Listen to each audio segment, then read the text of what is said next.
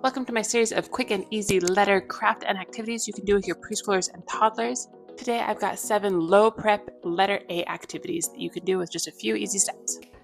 First up, we are going to make a chomping paper plate alligator. For this project, you're going to need glue, paint or something to draw with, scissors, hot glue, and a clothespin. To start with, get your paper plate and cut a zigzag motion on the bottom third of the plate for the alligator's mouth. And alligators have kind of square snouts and noses, so we're actually going to cut off the bottom of this plate and round it out a little bit to give it more of an alligator fill. So cut off the bottom a little bit and the top, kind of leaving it a square snout. And with that excess you cut off from the top plate, just do 2 rounded circles, kind of rainbow shape. These are going to be the alligator's eyeballs. Next, paint your alligator green, or if you're working with a toddler, you might want to tape or put some sticky notes over those teeth to keep them white. And I found it easier to do this craft with the inside of the plate, so having the rounded edges painted and facing up instead of facing down. Once you've got it all painted, we used googly eyes on top of those green rainbow bits at the top. You can also just draw in an eyeball.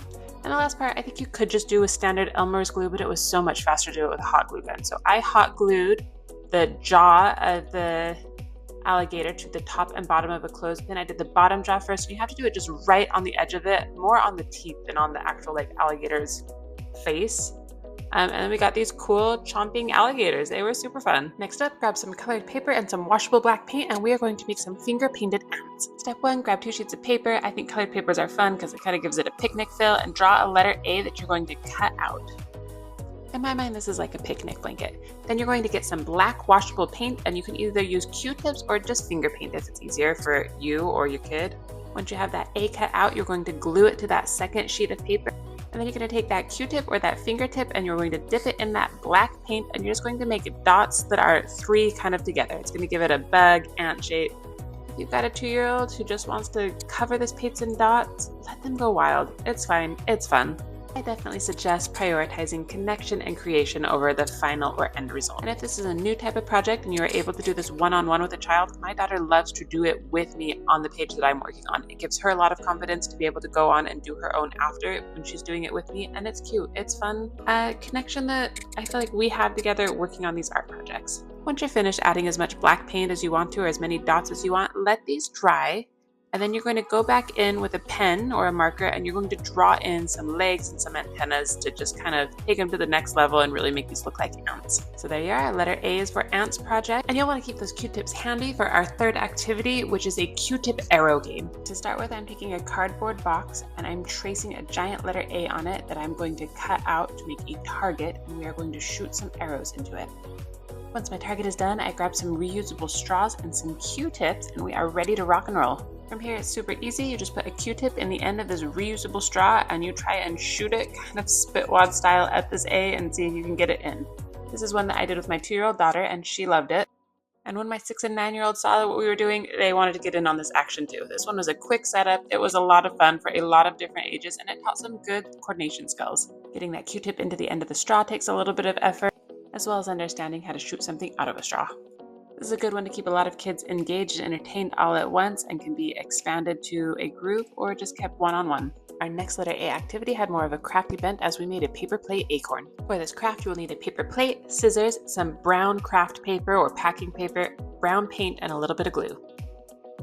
Let's start with fold your paper in half and take a little bit of like a smooshed S shape out of it. So you kind of want a point at the bottom and you want to round it out right at the top, and this is going to give your acorn that acorny shape. And hold on to those bits that you cut off, because we're going to use them for the stem of your acorn. Now have some fun with your little one, covering this paper plate with brown paint pretty much everywhere, top to bottom, and then you're going to let it dry. And as you're painting the plates, make sure that you paint those stems or those bottom parts that we cut off of the plate too, so that you can use them at the top of your acorn at the end. I make sure to always use washable paint, and a lot of times finger painting comes into play unexpectedly, and I thought it was great for this project. While your acorns are drying, grab your brown scrap paper and you're just going to crinkle it into a ball, smush it, stomp it. Enjoy the tactile experience of ripping and just crunching up paper, and then you're going to unfold it when you're all done. We're going to put this on the top of your acorn, kind of as that acorn top that's kind of textured and fun. And finally, very last step, you're going to take that stem and you're going to glue that to the back of the paper plate. And ta-da! You have an easy letter A acorn. This next activity is all about movement and fun. We call them awesome A's. To these awesome A's, you're going to need 5 popsicle sticks, and you're going to arrange them so that middle stick is on the bottom. And then you're going to get a second stick and you're going to put them in like a lattice. If you slide it in and there's not a lot of pressure, you've got it the wrong way and you need to change where that lattice is holding.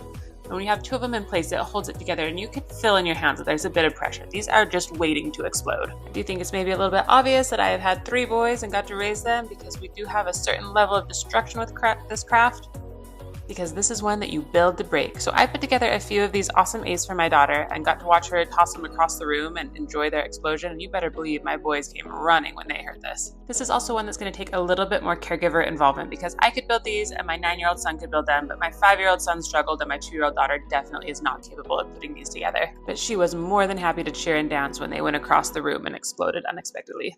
For my letter activities, I love to work in a sensory bin when I can, so I put together this apple sensory bin that stores well and is good for all seasons. Now this one did take a little bit of prep. I did use some old paper cartons and cardboard to create these trees. I glued some colored paper clips to it, and then I made apples out of pom-poms with pipe cleaners attached to them. Again, hot glue gun was my friend, and then I painted these other paper tubes to match the colors of the apples on the trees. And this is a fun sensory bin because it helps hand-eye coordination as they both put the apples on and off the tree and then match up the colors of the apples with the different bins. This one came together pretty quick and my daughter loved playing in the rice bin and moving these apples around. And our final letter play activity was probably the easiest of all. We made animal soup. This one was super low prep for me. I grabbed a pot and a scoop and we just pulled out a whole bunch of our animal toys and we said the names of the animals as we were putting them in. And then after we had made all of our animal soup, as we were picking them out with our little stirring spoon, we did different actions or sounds that they made. This one was easy, it was fun. I think my daughter really liked using my cooking supplies and, 10 out of 10 for ease and fun. If you like this, or you're looking for more easy alphabet play activities for your preschoolers or toddlers, be sure to like and follow along.